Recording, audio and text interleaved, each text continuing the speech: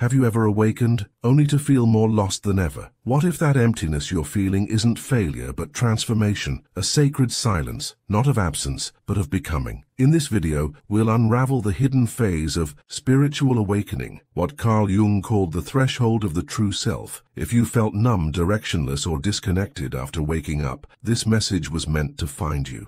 There comes a moment after the veil lifts, when truth first floods in like light through a broken ceiling, and everything you thought you knew begins to unravel. You feel it not as euphoria, but as disorientation. What once gave meaning now echoes hollow. The world once vibrant with goals and definitions suddenly turns quiet. Not mute, but unfamiliar. It is the kind of silence that doesn't come from peace, but from the soul's decision to stop pretending. At first it feels like freedom. You step out of the fire of performance into a space where nothing is demanded. The old self, ambitious, busy, burning, has paused, as if stunned by the light it finally sees. But slowly, that pause becomes a stillness. That stillness becomes a question, and the question becomes a quiet ache. Why do I feel so empty now that I've finally awakened?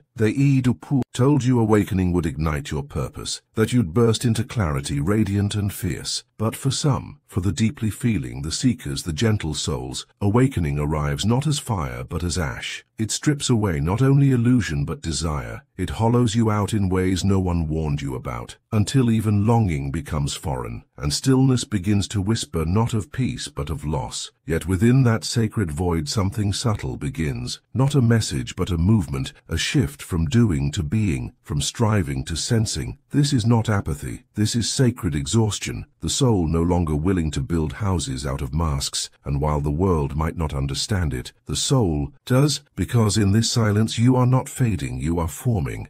I remember her eyes, open yet far away, a friend, radiant in her insight, fluent in silence and the teachings of stillness. She had touched the void, seen past the layers of identity, and returned with the clarity of detachment. And yet, months later I found her lying still, unmoved by ambition, untouched by urgency. She didn't seem broken. She seemed paused, held in a place where meaning no longer mattered. I used to weep because I wasn't doing enough, she whispered, eyes fixed on the ceiling. Now I feel nothing at all. I thought awakening would ignite something inside me, but it feels like everything inside me has gone dark. Her voice didn't carry despair, only the quiet tone of someone who had stepped out of the current and found herself floating in silence. Carl Jung called this sacred ground, the space after the ego breaks, but before the self rises. It is not depression, though it mimics the stillness of sorrow. It is not failure, though it holds the absence of motivation. It is a psychic in-between, where the maps of the old world no longer guide you, but no new compass has yet arrived. This is the cocoon, the psyche's retreat, the soul's breath between collapse and creation. In it, everything driven by approval, performance, or identity melts away, and in its place is only the raw, unmolded clay of becoming. The ache you feel is not a wound, it is a call, a summons towards something more honest than striving, the urge to simply exist without explanation. Awakening is rarely the bliss we imagined. Carl Jung didn't veil it in mysticism. He spoke plainly. Real transformation begins in the dark. Enlightenment doesn't descend like a halo. It arrives like a dismantling. One piece at a time, the scaffolding of who you thought you were begins to fall. Not loudly, but decisively. Your ambitions evaporate. Your plans blur. Even your sense of self slips like water through open fingers. This is the sacred death, the unraveling before the eye, reweaving. It is not chaos. It is alchemy. The ego isn't destroyed, it is silenced, stripped of its scripts. No longer the driver, just a disoriented passenger watching the road disappear. You don't feel lazy, you feel hollow, suspended, awake, but drifting in the mystery of what comes next. Jung named this the negredo, the blackening, the moment in alchemy where the old dissolves into formlessness and nothing familiar remains. It's not failure, it's pause, not punishment, preparation. But the modern world doesn't understand pause. It calls it regression. It medicates stillness. It fears anything that doesn't scream progress, and so we hide our transformation and call it confusion. But here's the quiet truth. If you are in the void, you are not lost. You are becoming. This is the descent that makes rebirth. possible. The sacred undoing that clears space for the self to rise. Not a better version of the ego, but something deeper, older, more true. In the stillness, if you listen closely, you'll hear it. Not a roar, but a pulse. The first beat of something real.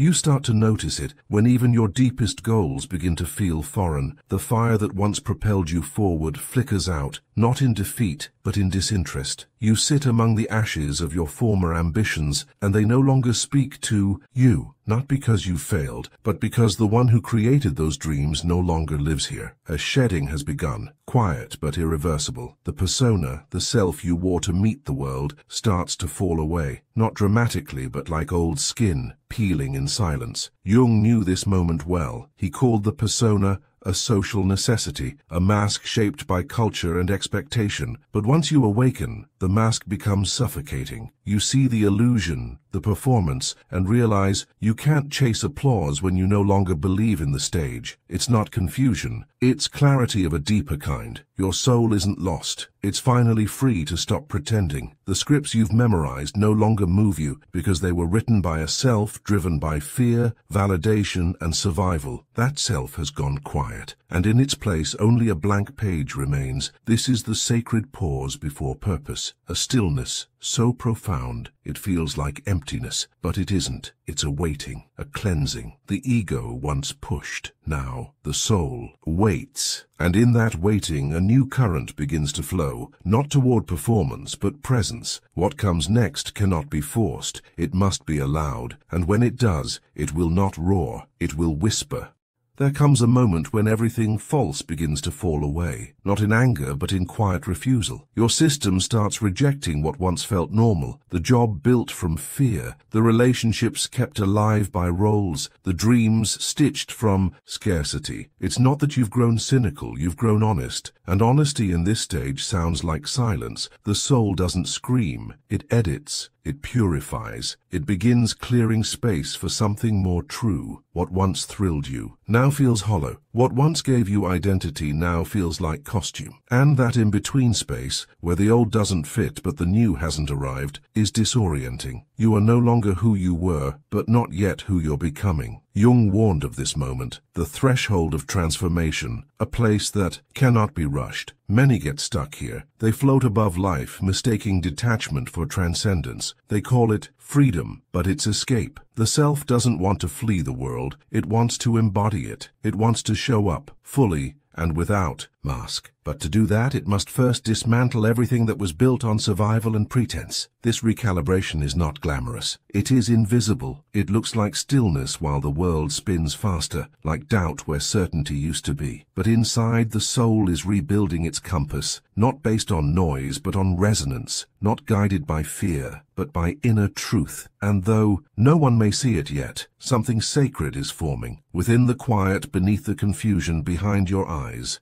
The chrysalis doesn't look like change. It looks like death. It's a dissolving, unstructured and raw, where every part of who you were melts into the unknown. From the outside, it's stillness. From the inside, it's transformation. But transformation isn't pretty. It's not curated or comfortable. Jung knew this. He called it enantiodromia, when something, taken to its extreme, flips into its opposite. And this is what happens to the ego when it finally collapses. Striving turns into surrender. You stop chasing. You stop proving. You stop performing for a world that no longer speaks your language. Not because you've given up, but because your soul refuses to keep lying. This isn't dysfunction, it's dissent. And in that dissent, something buried begins to surface. Grief, rage, need, all the truths the persona had no room for. Now they rise, not to harm you, but to be held. The unconscious no longer hides in the shadows. It comes forward, asking to be seen. This is shadow work, not a spiritual luxury, but a sacred requirement. The psyche is not broken, it's detoxing. Years of pretending, of pleasing, of pushing, have exhausted your inner world. So the self intervenes. It stops the striving. It calls for stillness, not as punishment, but as preparation. And in that preparation, the noise quiets. The wounds speak, and the soul begins to hum again. At first it's almost imperceptible. A pull, a whisper, a new form of motivation, softer than urgency, quieter than drive. It doesn't roar,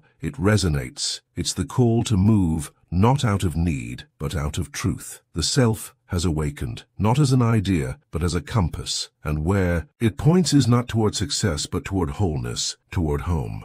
Eventually the silence softens, not because it ends, but because you stop resisting it. What once felt like emptiness begins to feel like space. Space to breathe, to feel, to notice the quiet hum beneath your chest. The self doesn't erupt, it emerges. It doesn't demand, it invites. And what it invites you into is not the return to the old fire, but the rise of a steadier flame. This is the symbolic life that Jung spoke of, not governed by ego, but animated by soul. You stop measuring your days by output. You stop seeking clarity like a prize. Instead, you begin to notice what draws you in quietly. A sense, a feeling, a truth that doesn't shout. You no longer hustle, you respond. And in that response, something sacred unfolds, ordinary on the surface but radically honest beneath. Living from the self doesn't promise constant joy. It doesn't erase fatigue, grief, or doubt, but it does end the war with yourself. The exhaustion of performance fades. In its place, a new rhythm arises, one built on alignment, not adrenaline. You create because it feels real. You speak because it feels true. You act not to impress, but to express. This is not inertia, it's integrity. And from this integrity comes devotion, not to image, but to essence. You begin to move, not because you're chasing, but because something within you is saying yes. Life becomes a conversation with the unseen, a partnership with what pulls at your soul. And strangely, quietly, that pulls builds things, not from pressure, but from peace. You are no longer becoming someone. You are remembering who you've been all along, and from that remembering, everything real is born.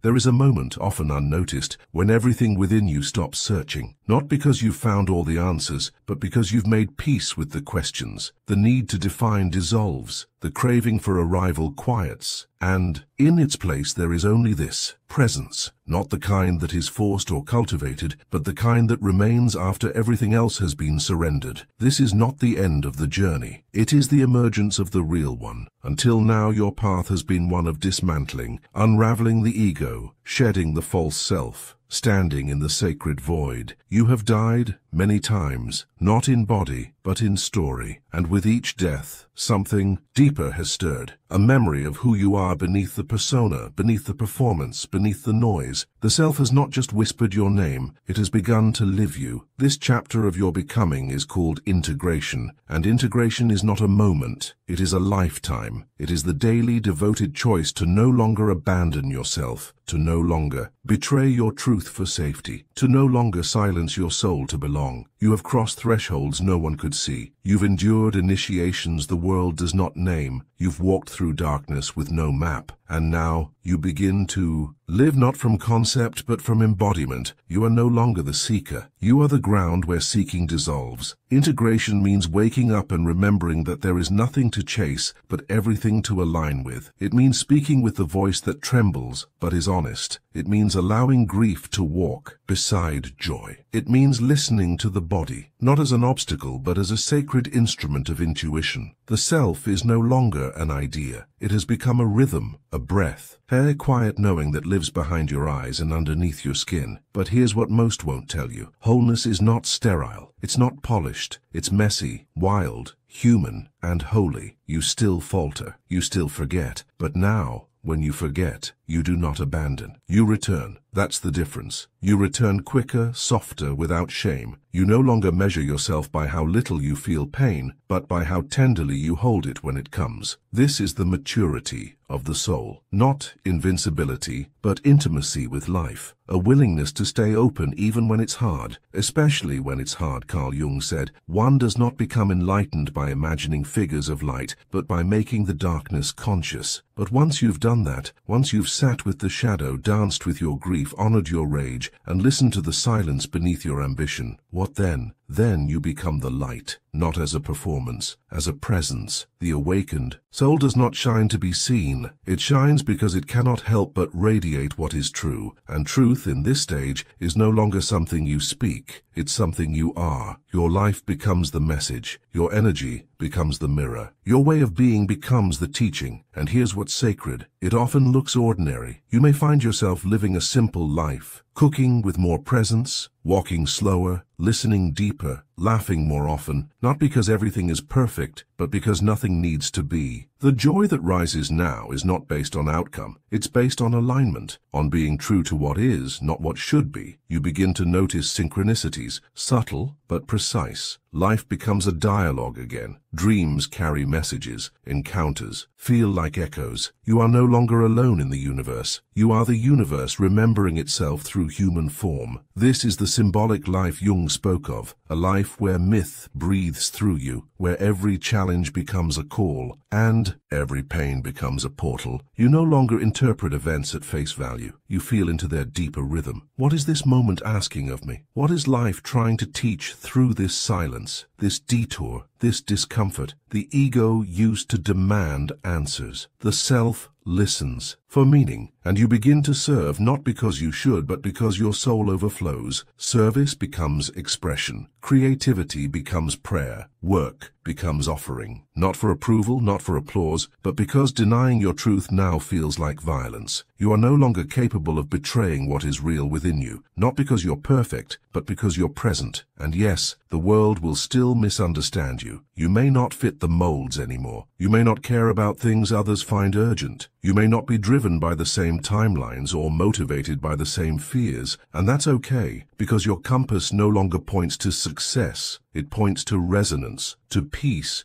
to presence, to the quiet yes that lives in the belly of your being. You now understand that integration is not about never falling, it's about no longer falling asleep. It's about choosing again and again to live with eyes open, to love with boundaries, to speak with truth, even when your voice shakes, and to meet yourself day after day with the same tenderness you once searched for in others. This is the return, not to who you were, but to who you've always been beneath the noise. And in this return, life becomes less about arrival and more about rhythm. You find beauty in the mundane, wonder in the stillness, divinity in the details. There's no rush to get somewhere, because you're already home. The temple is built not in stone, but in choice, in breath, in showing up real. And so if you've walked this far, through the dark, the disorientation, the silence, and the sorrow, know this: you are not just awakened, you are integrating. You are not just healing, you are embodying. You are not just remembering, you are becoming. And the world needs souls who have made that journey, who carry not just knowledge but presence, not just teachings but truth. You don't need to preach it, just be it. You don't need to explain it,